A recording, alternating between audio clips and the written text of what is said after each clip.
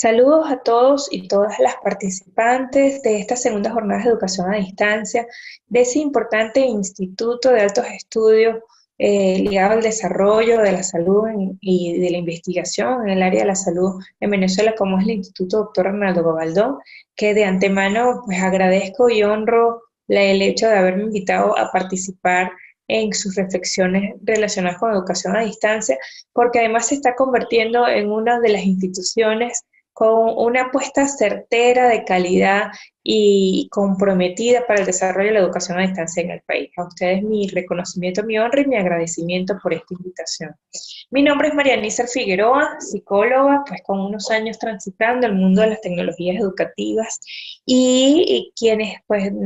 tienen alguna referencia de mí conocen también que soy una activista sobre el conocimiento libre, sobre la difusión y el acceso abierto al conocimiento, lo que de alguna manera me da la palestra para compartir con ustedes el día de hoy algunas reflexiones sobre una de esas formas en que el conocimiento se puede liberar, el conocimiento le podemos quitar los secuestros que hacen que muchas personas pues tengan dificultades para acceder a él, como es la alternativa de los recursos educativos abiertos, de los cuales quiero compartir algunas precisiones, algunas orientaciones relacionados con el tiempo en que vengo trabajando en esta materia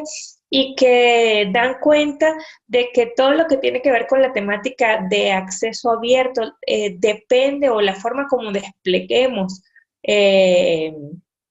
iniciativas, políticas, andares y alternativas sobre lo abierto, pues tiene que ver muchísimo en cómo estamos significando lo que es el apellido abierto en el conocimiento, lo que es el apellido abierto en la ciencia, y en este caso lo que es el apellido abierto relacionado con recursos educativos. En ese sentido, quiero compartir algunas precisiones que tienen que ver con la mirada pedagógica que se nos hace sumamente relevante en estos tiempos donde se reconoce también que el conocimiento también puede estar secuestrado por las modas, los modos metodológicos y disciplinarios con que muchas veces más bien alejamos la posibilidad de que la gente conozca y realmente no la acercamos como tal. En ese sentido, pues quiero partir de que la temática de recursos educativos abiertos, que ya en el 2002 la UNESCO la pone en la palestra como una temática importante de discutir y de eh, considerarlo en tanto la posibilidad de que se conviertan en políticas públicas, en mandatos internacionales que garanticen el acceso al conocimiento, pues tiene que ver también con una de esas aristas muy importantes en el mundo de lo abierto, en el mundo del conocimiento libre, que tiene que ver con la educación abierta y sus principios.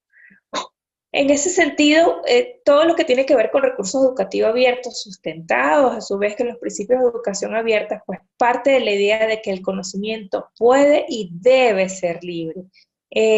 como esa apuesta certera para que haya equidad en el acceso a la educación y que además haya importante libertad en la construcción del conocimiento. Y precisamente aquí me quiero detener porque esto ya abre una palestra en lo que tiene, en las formas en que significamos lo abierto,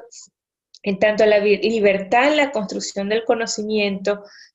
pone en entredicho la forma metódica cartesiana característica de la ciencia moderna, que reconoce formas determinadas de crear conocimientos en específicos, metodologías determinadas de crear conocimientos, fuentes de saberes determinadas en donde surge el conocimiento, dejando por fuera pues muchas metodologías, muchas formas y muchas fuentes de saberes. En ese sentido, la educación abierta pone la tinta, pone la pluma en ese tintero de la libertad en la construcción del conocimiento, abriendo las posibilidades de que el conocimiento puede venir de diversidad de fuentes de saberes y no solamente la academia, de diversidad, modos y métodos con los cuales construir el conocimiento y no solamente el método científico, por ejemplo. Y además desde diferentes aristas que no son solamente las disciplinarias. Esto va mucho de la mano con unas reflexiones que le escuché en alguna oportunidad a mi amigo Alejandro Ochoa, cuando hacía referencia que el conocimiento libre de alguna manera es una respuesta hacia el conocimiento que también está secuestrado por las formas disciplinares y metodológicas con lo que les hemos querido encerrar. En ese sentido, este principio de la educación abierta pues abre el panorama completo para que reconozcamos diversidad de formas, métodos, fuentes de saberes relacionados con el conocimiento. Y bueno, por supuesto hay un principio absolutamente vinculante en tanto la mejora del sistema educativo y la amplitud de las oportunidades para el aprendizaje se vuelve muchísimo, muchísimo más grande, potencialmente además más fuerte cuando nos abrimos a la presencia de los recursos educativos abiertos y recursos que además permitan, inviten a enseñar y aprender, no como un acto mecánico donde consumimos información, sino como un acto creativo que inclusive puede poner en duda lo que está instituido y lo que de alguna manera presentamos como conocimientos que no son absolutos, por supuesto, y además pone en la palestra que no son en estos momentos para garantizar ese acceso, pues las limitaciones legales relacionadas con la propiedad intelectual pueden unirse a toda esa madeja que hoy en día se reconoce como capitalismo cognitivo, en tanto se quiere instaurar y naturalizar que el conocimiento es una mercancía más y no un bien común, como lo viene hablando también la UNESCO en un documento muy interesante que hace un par de años publicó llamado y haciendo la pregunta, la educación como bien común, y allí pues se abre todo un escenario muy interesante relacionado con lo que significan los bienes comunes. El concepto de recurso educativo abierto como tal, pues se refiere a todos aquellos recursos digitales y no digitales también, que están destinados para la enseñanza, el aprendizaje y la investigación. Y esto es una primera arista muy importante. Son recursos con fines educativos como tal, con mirada pedagógica, con elementos didácticos que propicien la posibilidad tanto de enseñar como de aprender. Y se une también como la posibilidad de que nos hagamos preguntas, que son la semilla más importante para generar procesos de investigación. Y si a eso le unimos que estos recursos elaborados, diseñados con fines educativos, se encuentran en el dominio público, le metemos entonces esa parte legal de manera que estos recursos sean acompañados por licencias de propiedad intelectual que permitan, fíjense bien, no solamente su acceso gratuito, no solamente su utilización sin restricciones, sino también su adaptación, lo que implica reutilización, lo que implica remezcla del recurso educativo que vayamos a colocar en línea y, por supuesto, su distribución gratuita. Y entonces esto último, desde esto último, que tiene que ver con la amplitud del concepto de lo abierto, pues me permito compartirles algunas precisiones entonces relacionadas con la elaboración de los recursos educativos abiertos. Y bueno, debo confesar que he parafraseado un poco un documento muy interesante, además muy, muy jocoso, a su vez relacionado con los principios que debe tener una web para hacerla accesible como tal, del profesor Pedro Pernías. Es un documento denominado 10 mandatos de la usabilidad del profesor Pedro Pernías, publicado en el 2004. Y aquí yo podría colocar como que no son 10, no son 10 mandamientos, pero sí son 9 precisiones que quiero compartir con ustedes al respecto. Estas nuevas precisiones las ven allí. Si algo es un botón, debe parecer un botón. No cometeremos actos impuros diseñando un recurso educativo abierto. Si es educativo, está mediado para aprender abiertamente. Avisarás a dónde se va, para qué y cuál es el lugar en el viaje de quienes acceden a un recurso educativo abierto. Diseñarás para el aprendiente, no para tus colegas. Entregarás pistas para llegar y no perderse en el camino. Si lo haces abierto, libéralo. No descubramos el agua tibia. En tanto, si existe, reutilízalo y haced un buen examen de conciencia a la hora de elaborar recursos educativos abiertos. Vamos a explicar un poco cada uno de estos. Si algo es un botón, debe parecer un botón. Es decir, si algo no va a ser abierto, no debe parecer. Y entonces aquí nos metemos con esa concepción y la apertura amplia de lo que significa que algo es abierto. El primer de los elementos tiene que ver con aspectos legales y implica que lo que permite que algo se pueda distribuir abiertamente son opciones de licencia abierta. Pero fíjense, no solamente es la licencia en términos legales lo que tenemos que tomar en cuenta a la hora de elaborar el recurso, sino que los contenidos que vayamos a poner en nuestros recursos, las imágenes, los videos, inclusive, por supuesto, las herramientas que utilicemos para elaborar el recurso educativo abierto, deben tener derecho, opciones para que lo podamos utilizar sin restricciones legales. No es solamente el producto final licenciado abiertamente, como por ejemplo con una licencia de Creative Commons, del cual sé, hay una ponencia relacionada con este tema, sino también que los insumos que utilicemos pues no tengan restricciones legales. Otro aspecto tiene que ver con la práctica y bueno, que indica que el acceso y la descarga del recurso educativo abierto debe ser fácil, debe estar a la disposición sin restricciones. Eso tiene ya que ver inclusive con indicaciones de accesibilidad,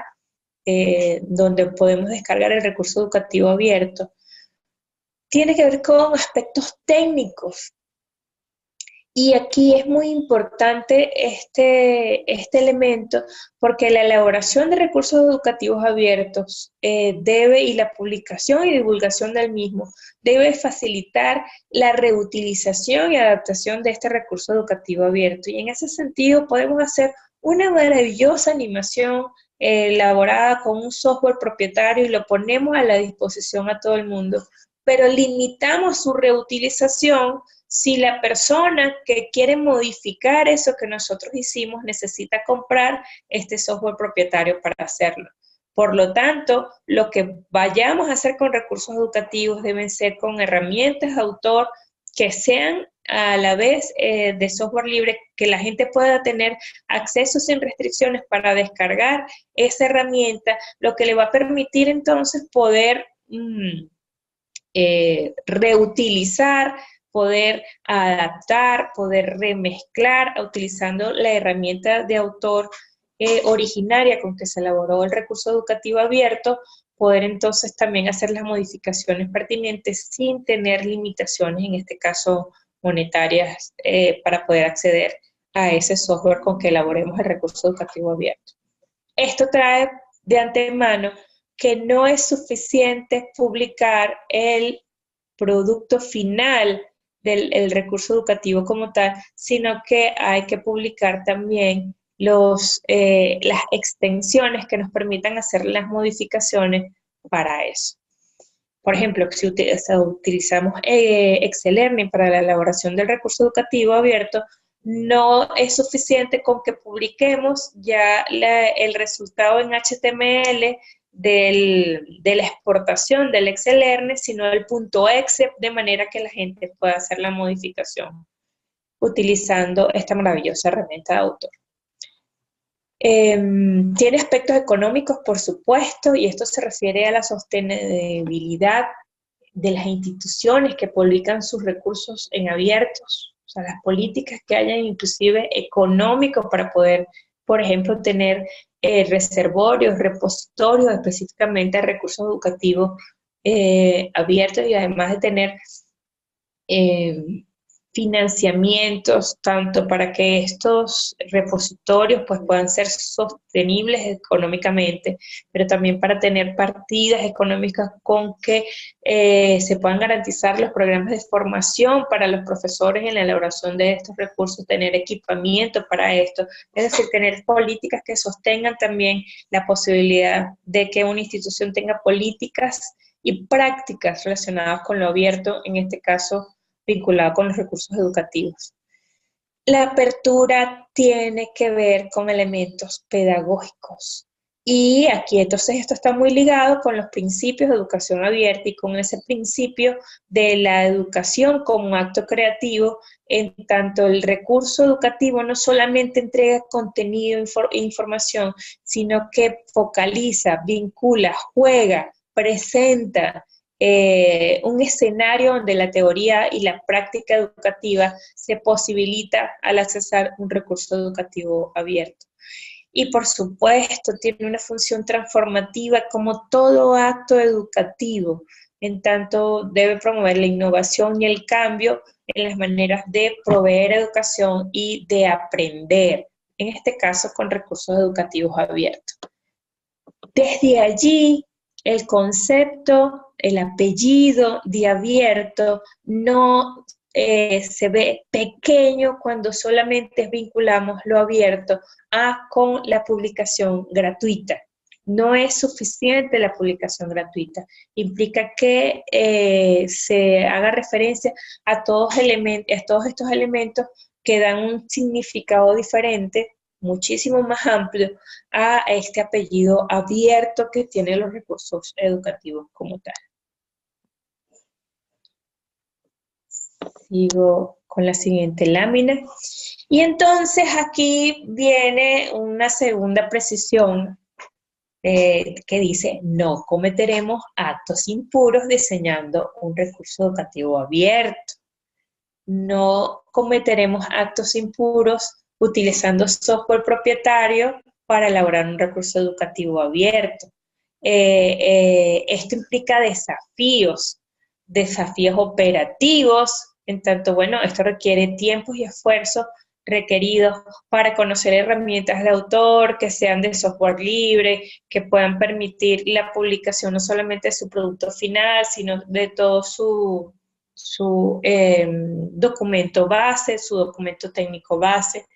Tiene desafíos pedagógicos porque no es solamente copiar información de un lugar, ponerlo en digitarlo, ponerle una imagen o dos y entregar la información como tal, sino que hay que mediarlo pedagógicamente. Tiene desafíos legales, bueno, porque implica investigar y adoptar licencias que están principalmente llamadas siempre a reconocerle el derecho de autor, en tanto los derechos morales que tiene la gente a tener sus créditos dentro de los recursos educativos allí. En el caso de Venezuela, que tenemos Creative Commons aprobado por Venezuela, pero además hay una licencia muy interesante que les quiero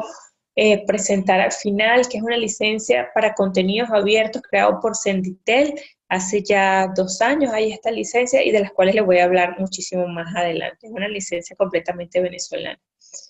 Tiene desafíos técnicos, por supuesto, relativos a cuáles son esas herramientas, los sistemas, los formatos, los estándares que van a permitir que un recurso educativo pueda ser accedido, puede ser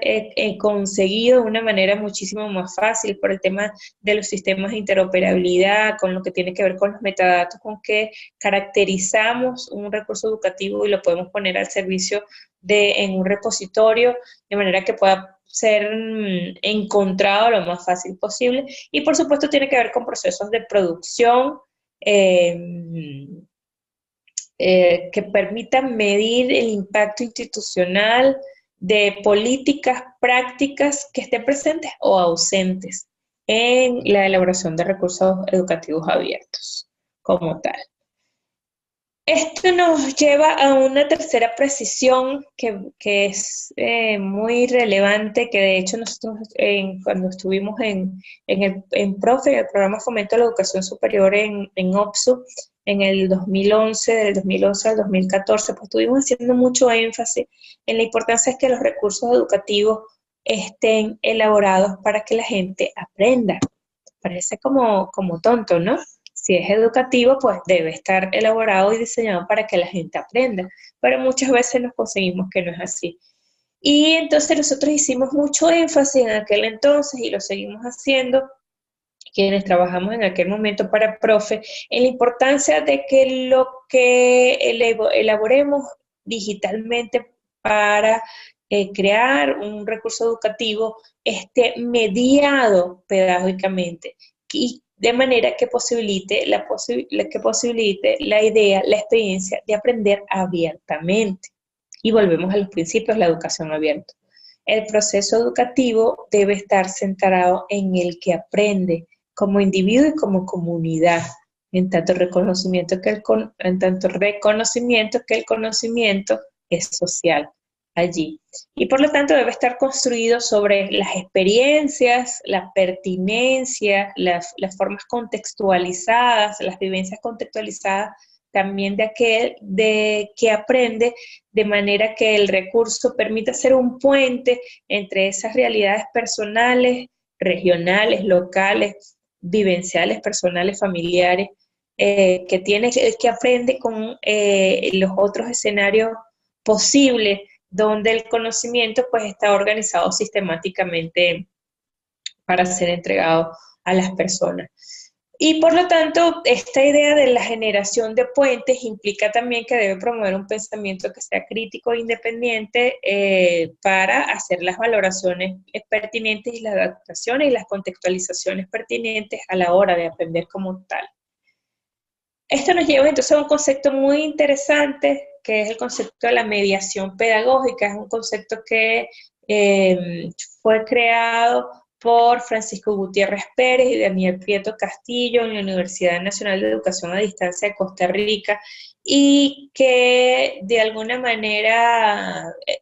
presenta que la mediación es una pieza clave a la hora de la elaboración de recursos educativos abiertos y a la hora de la elaboración de recursos, de cualquier tipo de recursos para la educación a distancia como tal. Y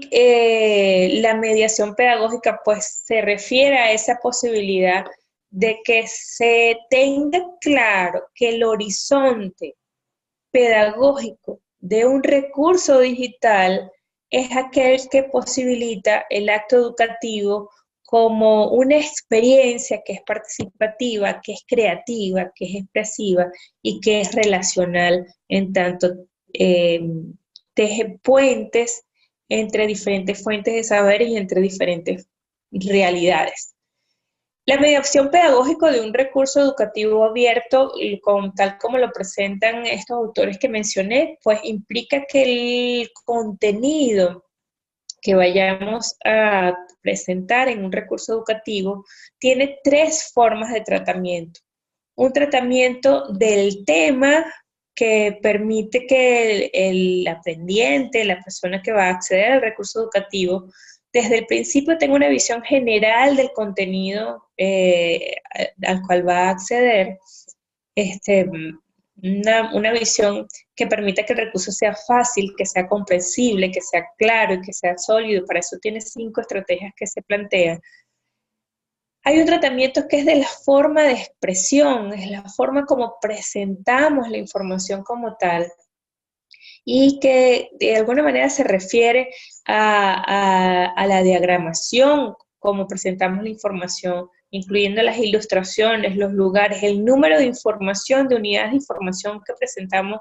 en una página, por ejemplo, del recurso educativo, en una pantalla, en un recurso educativo abierto. Y también, por supuesto, tiene que ver con el tratamiento desde el aprendizaje que plantea el recurso educativo abierto para que en efecto propicie la posibilidad de aprender con él.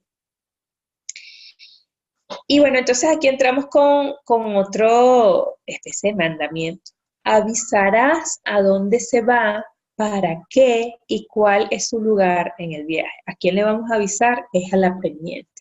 Esto tiene que ver con lo que se denomina el tratamiento del tema. El tratamiento del tema, como les indiqué anteriormente, es que tiene que ver con las cosas con que organicemos la información a presentar en un recurso educativo que permita que el usuario tenga desde el principio una visión general del contenido, que desde el principio sepa a dónde vamos a ir, a qué lugar vamos a ir, qué se está esperando de mí, cuál es el propósito que ellos se tiene eh, con, eh, eh, con, con este recurso educativo, qué voy a conseguir aquí,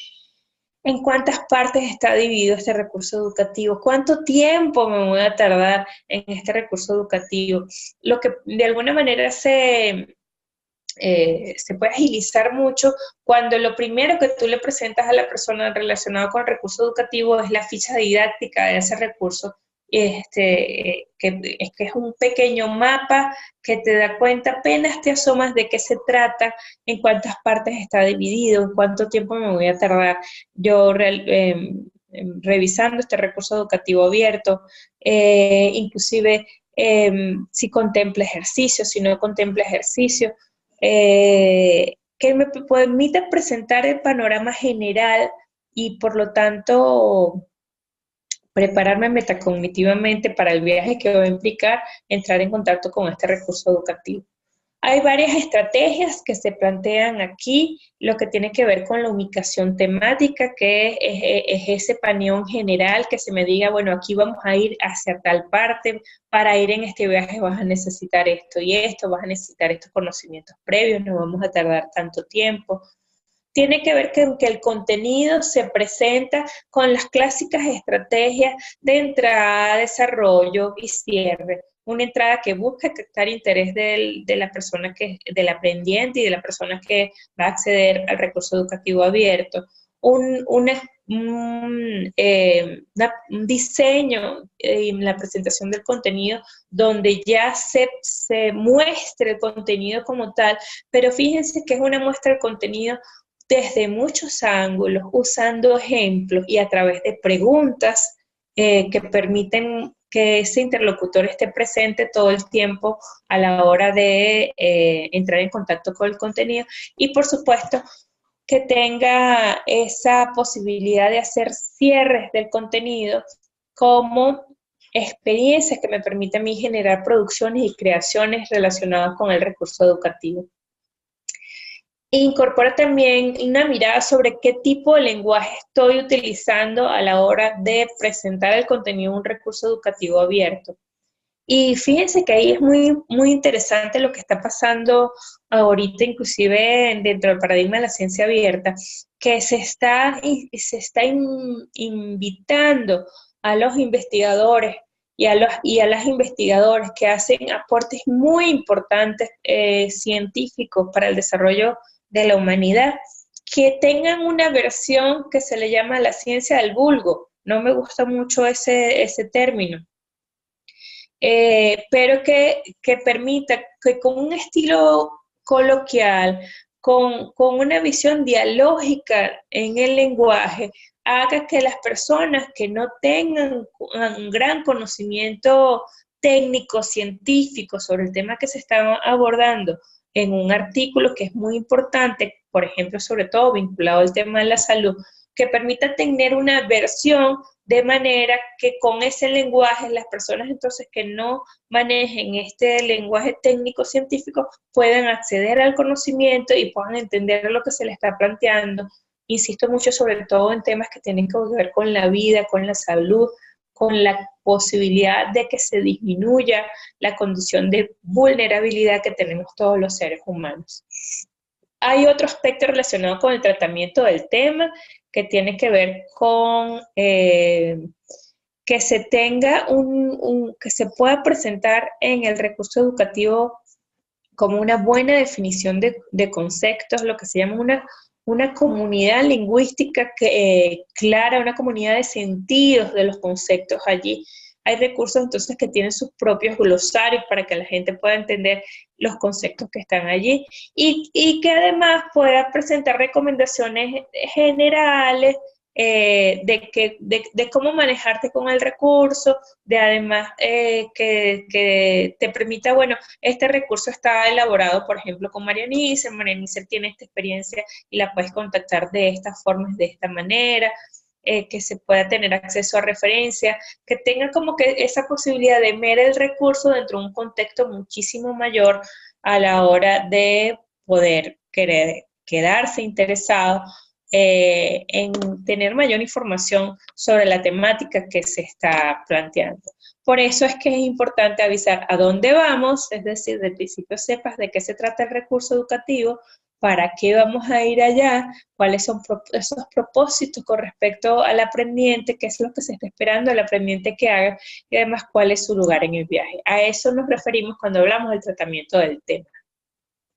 El otro aspecto muy importante dentro de la mediación pedagógica en recursos educativos tiene que ver con el tratamiento del aprendizaje. Y fíjense cómo lo definí en esta oportunidad. Dice, diseñarás para el aprendiente, no para tus colegas. Y qué interesante suena eso, porque en muchas oportunidades nos conseguimos que recursos educativos, que son unos bloques de contenido sumamente rígidos, que en efecto están diseñados para nuestros colegas, no para quien quiera aprender sobre el tema. Y eso de alguna manera lo que hace más bien es alejar al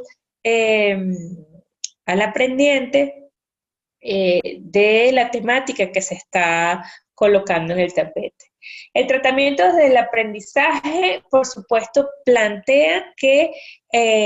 lo que se diseña y se despliegue en un recurso educativo debe tener, es importante que incorpore experiencias para el autoaprendizaje, para que las personas hagan una apropiación de la información que se está presentando allí, para que puedan establecer relaciones entre lo que plantea el texto del recurso educativo y su contexto como tal, y que para que puedan tener experiencias, se les invite a experiencias donde se aplique la información que tenga el recurso educativo como tal. Esto, a su vez, ligado con las posibilidades del interaprendizaje, y volvemos allí al tema de que sí, el conocimiento con esa cualidad social implica eso, que ese conocimiento no sea solamente visto desde, centrado en el aprendizaje de una persona, sino centrado y dialogado entre varios. Entonces, que ese recurso educativo permita tejer puentes, tender puentes para que el estudiante vincule eso con la voz de otros participantes, con la experiencia de otras personas que también están accediendo a ese recurso educativo abierto, y el recurso se incorpore o genere redes de interacción en vinculación con las temáticas centrales que se está planteando en el recurso educativo, y por supuesto que siempre tengan la posibilidad en esa experiencia de aprendizaje de crear, generar, construir nuevos conocimientos y nuevos saberes que siempre tienen fines transformadores, tanto para la persona que está accediendo a ese conocimiento, como por supuesto con lo que implica poder poner ese conocimiento al servicio de la sociedad y de la comunidad donde estas personas están. El otro aspecto que lo coloqué como entrega pistas para llegar y no perderse en el camino, tiene que ver con el tratamiento de la forma, y esto es un tema muy, muy, muy interesante y muy bonito, que además puede mostrar muchísimo cómo algo que se presenta sin ningún tipo de mediación pedagógica desde el tratamiento de la forma, pues se puede convertir en un bloque muy grande que no llama la atención, que además la persona se puede perder pistas interesantes para poder captar la información relevante en un tema. Y con el tratamiento de la forma, entonces más bien se invita a que la forma, precisamente, valga la redundancia, de presentar el contenido como tal, esté distribuida, organizada, inclusive colocada, eh,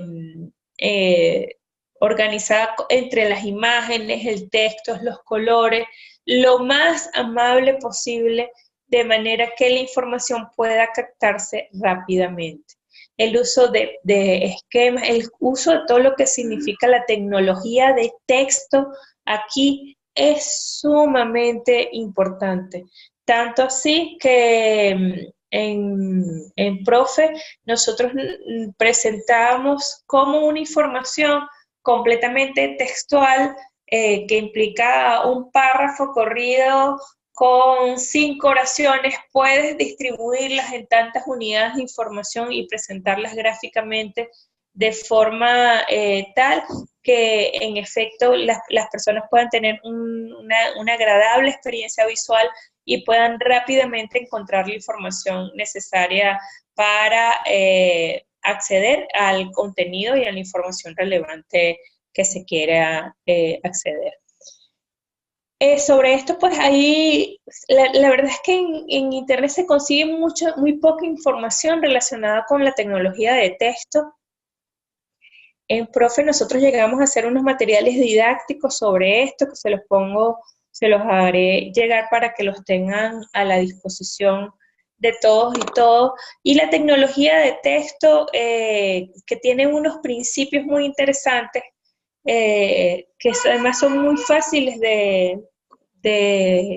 utilizar y de poner en práctica a la hora de elaborar un recurso, que tiene que ver con esto, ¿no? La posibilidad del principio de agrupamiento, que es que toda la información debe agruparse en unidades pequeñas y que sean manejables. Aquí el principio más importante de este elemento, del agrupamiento y de las unidades manejables, nos invitan a lo que es la regla del 7 más o menos 2. Una pantalla en un recurso educativo debe tener 7 más o menos 2 unidades de información, es decir, de 5 a 9 unidades de información. Ni menos de 5, ni más de 9 unidades de información. Cuando hablo de unidad de información, un párrafo es una unidad de información, una imagen es una unidad de información, el video que coloquemos allí es una unidad de información. Y estos son principios que tienen que ver con investigaciones sobre el número de unidades de información que alguien puede procesar viéndolo en una pantalla como tal. Hay otros principios que tienen que ver con la relevancia, por colocar en la pantalla aquello que sea más importante de manera que la gente lo pueda captar rápidamente. Los principios etiquetados que funcionan muchísimo, muchísimo, de cómo podemos generar pistas tipográficas visuales, de manera que la gente pueda conseguir rápidamente o puedan saber rápidamente de qué se está hablando en un texto, en un párrafo como tal. Los principios de gráficos integrados, que bueno, si yo tengo algo que me están hablando de una secuencia, puedo presentar esa secuencia en vez de texto, puedo graficar la secuencia como tal y presentarla tal cual lo estoy colocando aquí, que esto todo puede ser presentado en un párrafo en un párrafo con 4 oraciones, y aquí está graficado de una manera que pueda llamar muchísimo, muchísimo más la atención. Hay otros principios como lo que tiene que ver con el principio del acceso al detalle, que implica que la información que el usuario, al que se le presente al usuario, puede estar presentada desde lo más general hasta lo más simple, de manera que el usuario ese aprendiente tenga derecho a saber la información general, pero también los detalles de aquello que nosotros queremos presentar. El principio de la jerarquía, bueno, cómo organizamos la información de manera que esté sobre lo más relevante a lo menos relevante presentada, y el principio de la consistencia, que muchas veces nos lo saltamos, y que hacen referencia a que la forma y las secuencias, los modos con que organicemos la información sean similares en la totalidad del recurso educativo abierto como tal. Como les digo, se consigue muy poca información sobre tecnología de texto en Internet, Por lo tanto, me comprometo a que les puedan hacer llegar a ustedes el material didáctico que nosotros elaboramos en Profe en el 2012. Elaboramos este material precisamente cuando estábamos haciendo el curso avanzado de formación docente en educación media por tecnología, específicamente la ruta que tenía que ver con la elaboración de recursos educativos abiertos, que en aquel momento los denominábamos objetos abiertos de contenido, objetos de aprendizaje abiertos. Bien, una vez que tenemos diseñados, mediados pedagógicamente por el tratamiento del aprendizaje, del contenido, de la forma, pues implica también garantizar que lo que vayamos a diseñar de esta manera podamos liberarlo, es decir, tiene que ver con los recursos de implementación de esos recursos educativos, y aquí entramos con el tema de las licencias, que bien sé que tienen algunas otras conferencias ligadas sobre esto, y sobre el tema de Creative Commons, que Venezuela tiene su capítulo ya desde hace varios años, que de alguna manera permiten que las licencias Creative Commons aquí en el Venezuela pues tengan validez también. Hay algunas precisiones que son importantes que tomen en cuenta, que tienen que ver con los derechos de autor de todo recurso educativo. En nuestro país los derechos morales son inalienables. En ese sentido, nosotros cuando estuvimos elaborando esta cantidad de recursos educativos desde OPSU, no solamente reconocíamos los derechos de autoría de los profesores, de los investigadores, de los proveedores de contenido, sino también de los diseñadores gráficos, de nuestros diseñadores técnicos a la hora de elaborar un recurso educativo, y por supuesto reconocer también los derechos de autor de las fuentes de terceros que utilizamos, y esto es sumamente importante. El recurso debe contemplar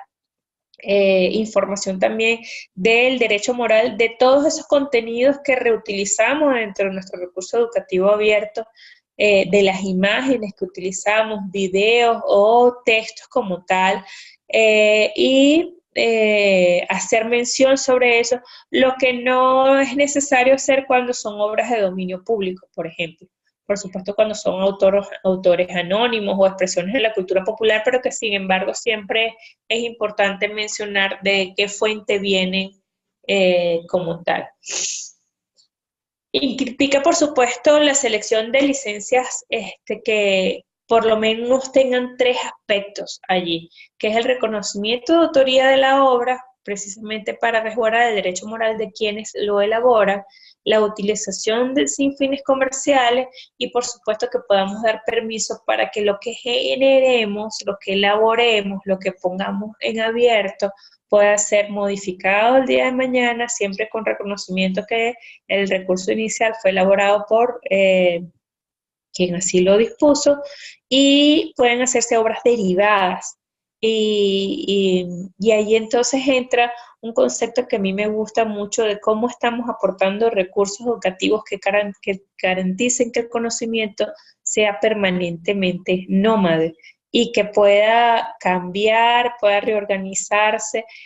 atendiendo los llamados y los contextos de urgencias culturales, sociales, de miles de profesores que pueden ir adaptando lo que nosotros podamos hacer en función de que se contextualice a los lugares donde estos puedan utilizarlo. La licencia, bueno, por supuesto que más se está utilizando en esta materia es Creative Commons, que como seguramente ustedes van a abordar mucho más adelante, tiene 15 combinaciones posibles de uso. La que, por supuesto, nos llama los recursos educativos abiertos es aquella que permite el reconocimiento de autor, de los derechos morales de autoría de quien lo hace, de que permite y distingue que es una obra sin fines comerciales y que además permite que sea reutilizado, que pueda ser modificado, siempre manteniendo los criterios iniciales en materia de licencia con las cuales se están divulgando allí. No quiero dejar de terminar esta conferencia sin compartirles una iniciativa muy interesante en nuestro país de hace ya va para su tercer año, que es una licencia de contenidos elaborados por el Centro de Desarrollo de Tecnologías Libres del país, esa maravillosa institución que está en el estado Mérida, y a la cual pueden acceder en su página. La licencia de contenidos está todos los criterios y todo el documento de esta licencia, que fue elaborado por un conjunto de abogados y gente comprometida con el conocimiento libre, y que tiene como propósito establecer fundamentos, términos y condiciones que determinan la forma en que se pueden generar copias, adaptaciones, publicaciones y comunicaciones de obras que sean generados con aporte total o parcial de recursos públicos. De recursos públicos. No implica que obras que sean financiadas por recursos privados y que quieran ponerse en abierto puedan también utilizar esta licencia, porque hay unas excepciones ahí relacionadas con eso. Es una iniciativa muy interesante que además permite como tener en cuenta y propiciar varios aspectos interesantes, como el hecho de tener licencias específicas para contenidos y obras desarrolladas con recursos públicos, tener licencias que sean gratuitas, que garanticen la gratuidad pero no la exclusividad, y ahí se hace explicaciones sobre eso, y por supuesto que permita la copia, adaptación y la publicación y comunicación de la obra, además sustentado en un modelo de negocios basado en la prestación de servicios y no en la mercantilización, sobre todo el conocimiento, que está muy ligado a esta idea con todo lo que plantea el capitalismo cognitivo, del cual le hablé al principio. Busquen esto, licencia de contenidos en Ditel, y además la gente que la elaboró está en la institución y estoy segura que pueden conversar con ustedes sobre la posibilidad de hacer uso de esta licencia venezolana. Ya estamos llegando ya al final de esta conferencia. Por supuesto, hay un principio que tiene que ver con que no descubramos el agua tibia. Si existe, reutilízalo. Sí, si existe, reutilízalo. Hay muchos portales interesantes donde podemos conseguir recursos educativos abiertos, el portal de Procomún, el portal de Open Educational Resource de Europa. Bueno, aquí en el país iniciativas como tal tenemos pocas, pero estamos todos llamados a crear estas iniciativas institucionales para que los recursos educativos pues, puedan estar en abierto. Y fíjate qué interesante se convierte esto en materia de educación universitaria. En el 2012, cuando hicimos el primer Registro Nacional de Educación a Distancia, el número de instituciones que virtualizaban el mismo contenido era bastante alto. En materias comunes a nivel nacional que están siendo virtualizadas por nuestras instituciones de educación universitaria, y que entonces te llamaba a preguntar, wow, qué bueno sería que tuviéramos todos en un pote estos recursos educativos que pudieran ser reutilizados y adaptados por las diferentes universidades, y al final generar un gran activo de inteligencia colectiva, donde estamos poniendo las habilidades, las capacidades, las potencialidades de las instituciones en elaborando estos recursos educativos, no solamente al servicio de una institución, sino de todo el sistema de educación universitaria allí. Entonces, si existe, reutilízalo. Y si haces un recurso, ponlo abierto para que otros puedan reutilizarlo como tal. Y finalmente, pues sobre todo, hijos e hijas mías, colegas, hagamos un buen examen de conciencia de lo que estamos haciendo en nombre de los recursos educativos abiertos. También en esa época que estuvimos en Profe, sacamos una iniciativa sobre normas técnicas para elaborar recursos educativos abiertos, algunos instrumentos de valoración de los recursos educativos para ver si de alguna manera se acercaban o se alejaban con estos principios que les estoy compartiendo desde la genuina experiencia que hemos venido desarrollando relacionados con esto. No quiero dejar de terminar esta pequeña presentación sin decirles que, bueno, esto no es solamente teoría, por lo tanto les estaré compartiendo a Aymar y al resto del equipo que está organizando estas importantes jornadas, estos materiales donde se puede ver cómo la mediación pedagógica de un texto muy duro convierte toda la información de una manera muy amable y que permite entonces que el aprendiente sepa dónde está, para dónde va y que además pueda retarse a él mismo en tanto autor y protagonista de conocimientos que sean transformadores, socialmente transformadores para sí y para las comunidades y los lugares en donde están. Termino pues nuevamente agradeciendo la posibilidad de esta experiencia, de compartir toda esta información con ustedes a la orden. Mis redes sociales, tanto en redes propietarias como Twitter, como Facebook, Instagram, es @marianicer, pero también estoy en otras redes que no son propietarias. También pueden conseguir con @marianicer. Quedo a la disposición de ustedes. Muchísimas gracias. Pasen y tengan una exitosa jornada. Gracias a la institución. Feliz tarde.